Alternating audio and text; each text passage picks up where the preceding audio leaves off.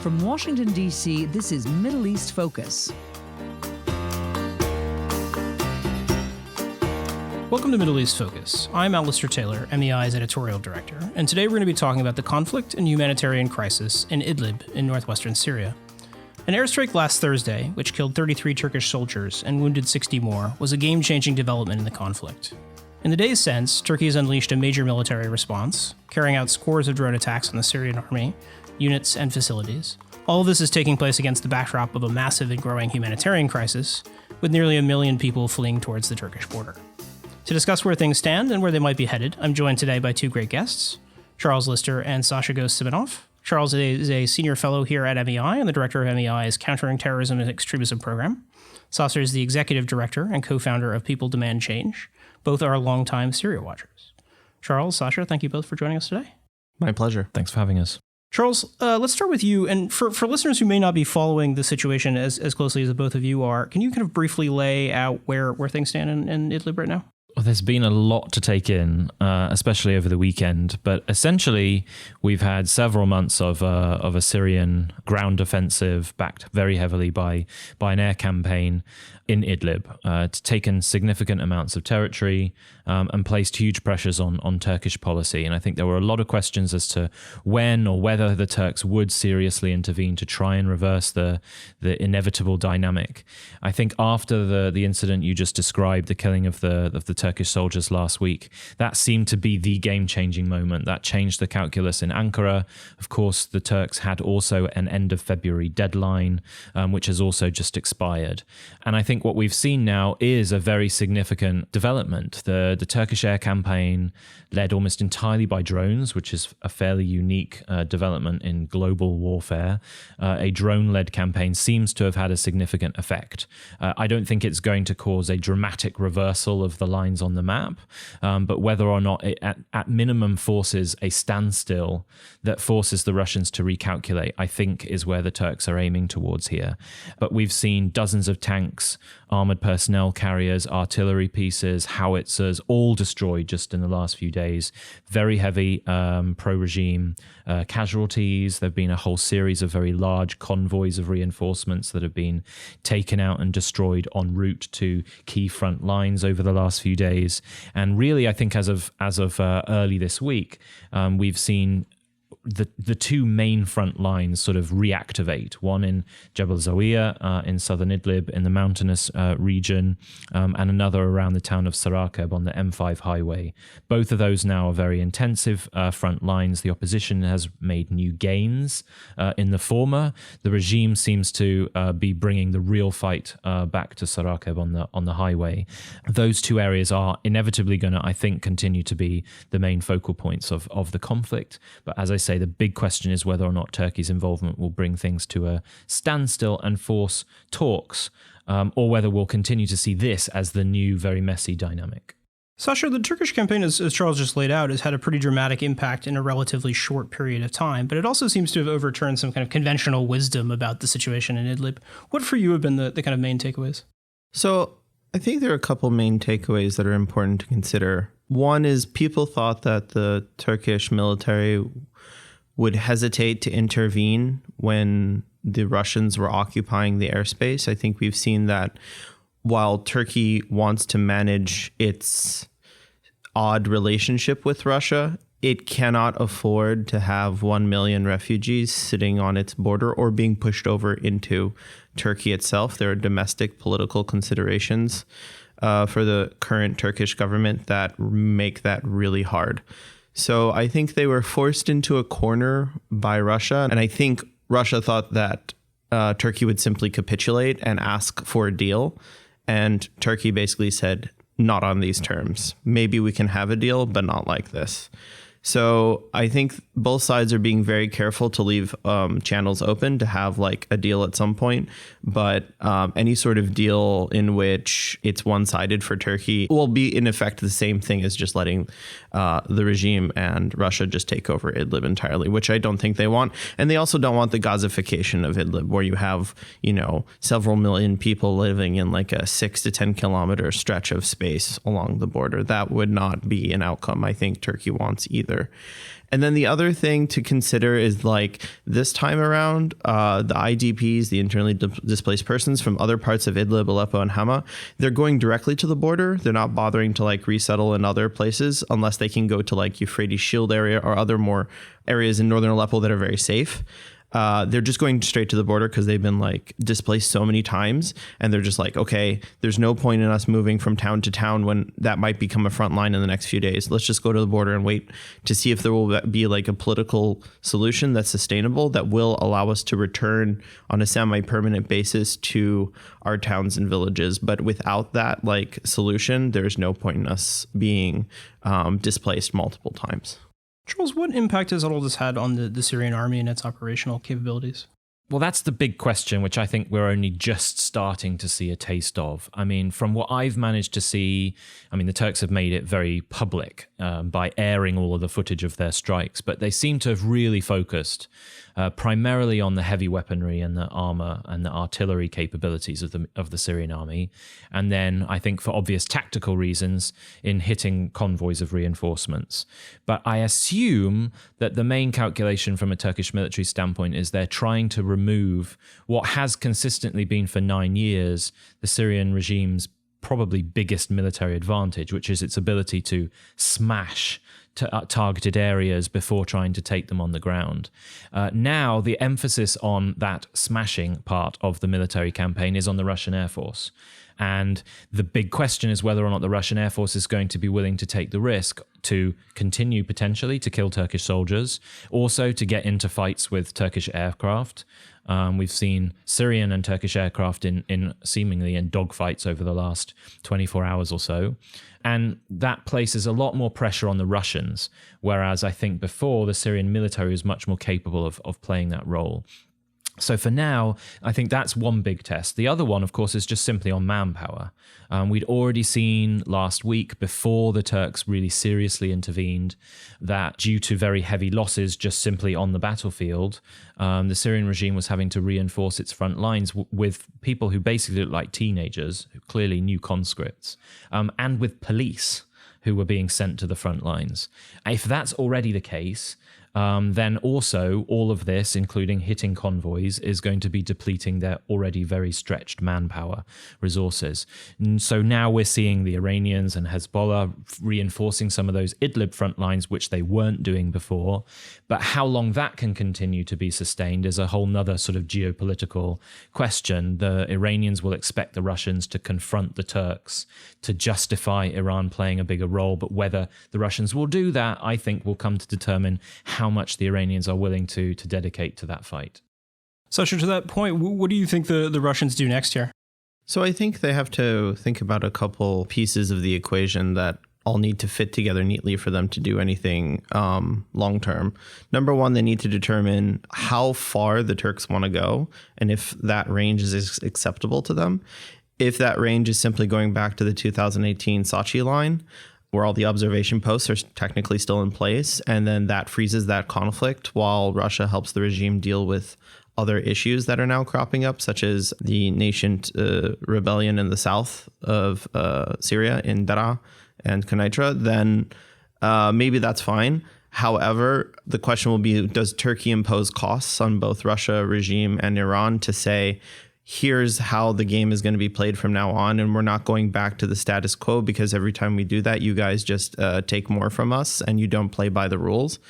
If the Turks decide to do that, they could think about taking any number of pieces of territory in Aleppo province or in Hama province or in Latakia province, all areas that might be concerning to Russia. However, it might not necessarily impact their core interests in Syria. So for Russia, it's like, does this impact my core interest or not? And can I let some of this issue of defending the regime fall on the Iranians, which to a degree, they might want to bleed the Iranians a little bit by forcing them to expend resources versus they themselves expending the resources on the regime. So there's still that sort of strategic back and forth and that competition between Russia and Iran over who's going to expend what resources propping up the regime, when and where and how. So I know that's a It's not a direct answer, but I think just there's a lot of things at play for the Russians, and it's not as clear cut as it was before, where they had a very singular strategy, and it was very clear like what they needed to do and which players would be active on the ground and how they would deal with Turkey. I think they are going to have to reevaluate their relationship with Turkey. And also, if I can just insert something there, I think Sasha's exactly right. And let's face it, the Russians have never been tested like this before in Syria. No other external state actor has been willing to stand up to a Russian strategic objective. And so we don't quite know how the Russians are going to respond. Will they? I mean, if you look at what Russian analysts in Moscow are saying as of today, last week they were all projecting a complete victory for the regime. The Turks were going to capitulate, surrender everything. Now, all of a sudden, Monday morning, they're talking about it's time to discuss a compromise ceasefire, time to discuss a comprehensive agreement with the Turks. So clearly in Moscow, there is a totally different air of assessment being made. The question is whether or not the Russian military will agree to start to step back. And again, whether or not the Turks will then be able to, or willing to counter that Russian escalation. So there are unknowns that have never been tested before that I think we're just going to have to wait to see. But Putin and Erdogan are meant to be meeting later this week on March 5th in Moscow. Do you have any expectations about what will come out of that? And do you see the prospects of a kind of grand bargain as being something that's potential? Well, I assume the timing of all of this is because the Turks in particular will hope for some form of an agreement. The power balance in terms of what guides Russian overall policy on Syria has wavered between favoring the Russian military and the Russian Ministry of Foreign Affairs at different times over the last 4 or 5 years. Right now, the weight of responsibility is very clearly with the Russian military, which means they're embracing a much more confrontational and risk-laden approach.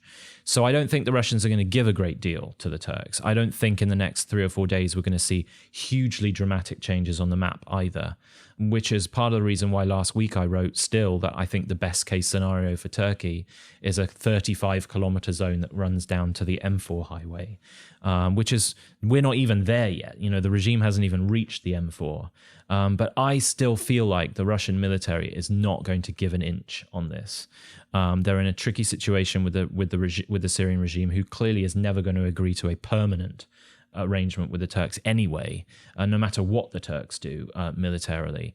So I think that is probably going to be where we end up talking about, which is much more significant than 6 or 10 kilometers, still a humanitarian crisis that is unprecedented, but worse than where we were a week ago. Sasha, on the humanitarian angle, we've touched on it, but I kind of wanted to discuss that a little bit more in more detail. Where do you see things playing out on that front, and what can be done to address that issue? Right. So number one, as I said, people will not go home or go back to where they were first initially displaced until there's a clear political settlement. And they'll want to see that it's pretty permanent as it can be given the dynamics of the conflict. However, let's say that tomorrow or on March 5th, there's an agreement and there's either the 35-kilometer zone or they go back to the Sachi line. You now have towns and villages that are absolutely decimated by Russian bombing, meaning the infrastructure to host these people no longer exists. The healthcare facilities have been bombed. The schools have been bombed. The electrical grid is non-existent. The water is non-existent. So people are going to say, well, I would like to return, but what am I returning to? Okay, yes, the camps at the border are bad, but at least we're close to the border where aid is being delivered. However, aid is being delivered at a pace that is not suitable given the number of people that require aid. You only have the Bab al-Hawa crossing into Idlib, basically, and you have the Bab al-Salami crossing into Aleppo. But that Bab al-Salami crossing is quite a ways away, and it has to go through a myriad of bad roads and checkpoints to get into Idlib. So really, we're talking about Bab al-Hawa and some other checkpoints along the border that open every once in a while, but largely it's this one crossing. And that's a very tiny funnel for a very large population. So the UNSC was supposed to re-up the official border crossings for humanitarian aid. They did not authorize more than 2, and I believe neither of those was the 2 ones out of Turkey. So this is one obstacle that needs to be addressed. The second thing is, if the EU and the United States, who are all still providing humanitarian aid, intend to continue those programs and intend to come up with some sort of holistic approach, they need to talk to Turkey about opening more border crossings to allow more aid to flow in more quickly. Otherwise, the situation is not stable. It's not sustainable, in part because you have a number of programs that focus on, let's say, livelihoods. In other words, like allowing people to sustain themselves by growing food. None of that can happen right now. No one is at their farms. It's planting season right now. All of that has been disrupted. And so the onus of feeding everyone squares fully on the international community. And I don't think they are able to sustain this current population under these circumstances. Charles, the other side of the refugee issues, of course, is Turkey's use of refugees as a kind of form of leverage. They're kind of acting on their longtime threats of opening the borders to refugees who want to travel to Europe. What is it trying to achieve there?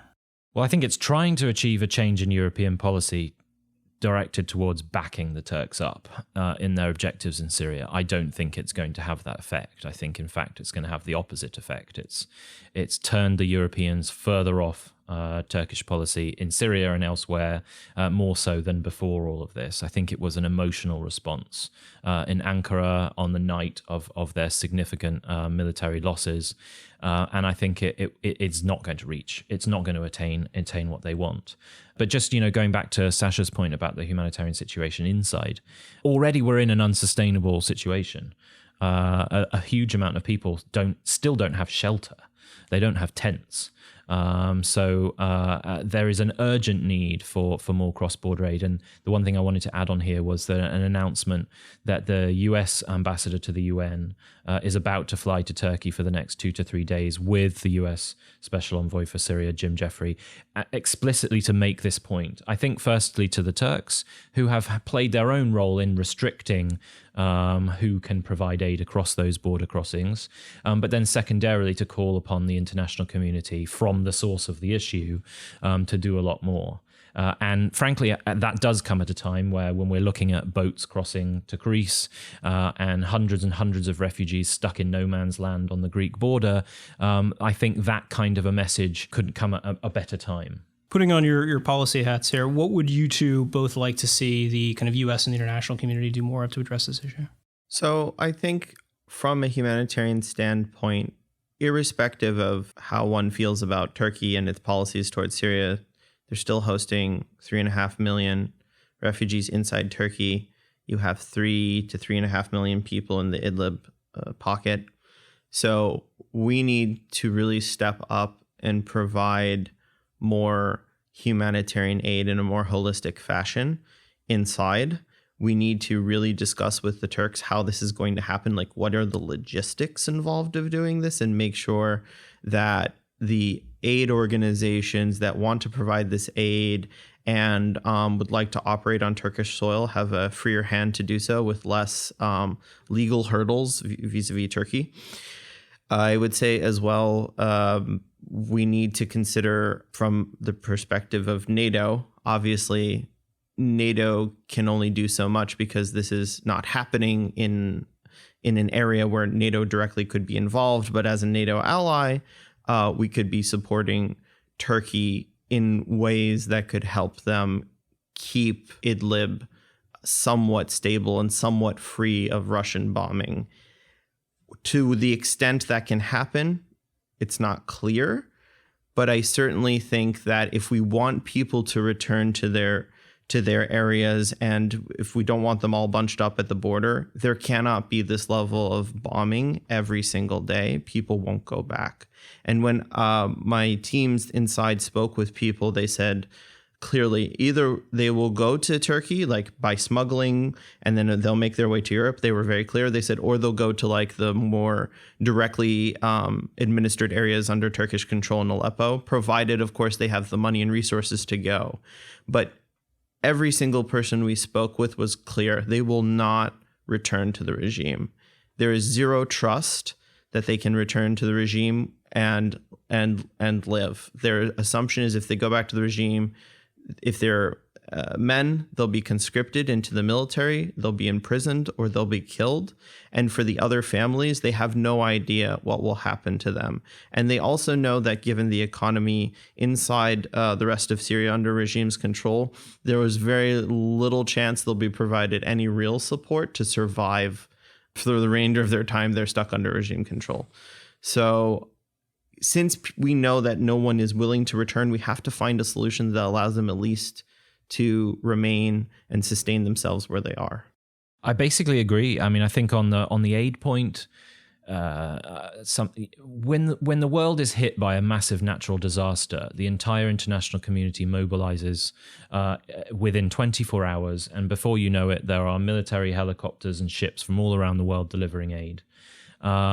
Very few natural disasters cause the kind of crisis that we have right now in northern Idlib, and yet the world has effectively sat silent. And so, as Sasha says very rightly, the world needs to wake up and start helping ameliorate the immediate humanitarian crisis. That is not a political move. That's not siding with Turkey or fighting the regime or pushing regime change. It's simply helping people who have nothing to just survive overnight for the next however long they're stuck in this situation. Beyond that, I think on the strategic level, the West in general needs to detach itself from the partly understandable animosity we feel towards Turkey for a whole host of other reasons, and realize that what's happening in Idlib has a far broader strategic implication or set of strategic implications. And it's not a Syrian problem, it's not a Russian or Turkish problem, it's a global one. And I think we're now starting to see that. Yes, that's because of Turkish decisions, for right or wrong, but we are seeing the potential consequences of this being unchallenged. And so we need to decide and acknowledge that we need to be involved in a whole number of ways.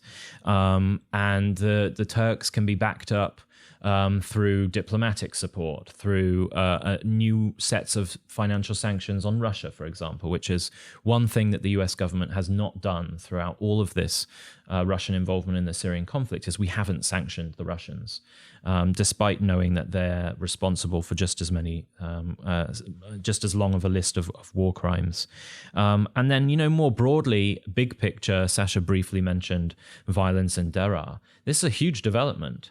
We've seen over 12 months, over 300 small-scale insurgent attacks in southern Syria, but nothing like what we saw this weekend.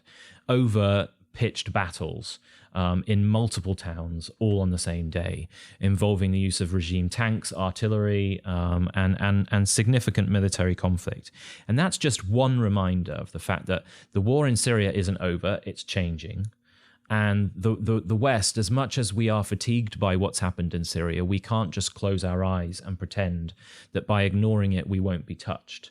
The last 9 years should have taught us that by leaving Syria alone to get worse, we will inevitably feel the costs of that. There's the saying everyone uses now, what happens in Syria doesn't stay in Syria. And so this ought to be, Idlib plus other developments, a broader reminder that left untouched, things are only getting worse, and that we do have a capability to help. Everything we touch doesn't have to go bad, and policymakers need to swallow that bitter pill and acknowledge it and start to behave suitably. Sasha, any final thoughts? Yeah, I just think that if the EU in particular, because they're the closest in terms of proximity to Syria, if they want to not have another massive refugee crisis, they need to look at the core of the problem in Syria and decide that they finally want to address it. Because these band-aids of handing Turkey money to house Syrian refugees is not a long-term solution, as we're seeing now. It was never designed to be a long-term solution. And I think there was a vain hope that one side or another would win the war and then everyone would go home. But again, when you have the Assad regime committing so many human rights abuses, so many crimes against humanity, there is no ability to ask anyone to go home. Under international law, you can't ask these people to go home. But more importantly, even if you ask them, they wouldn't go. because they know what awaits them.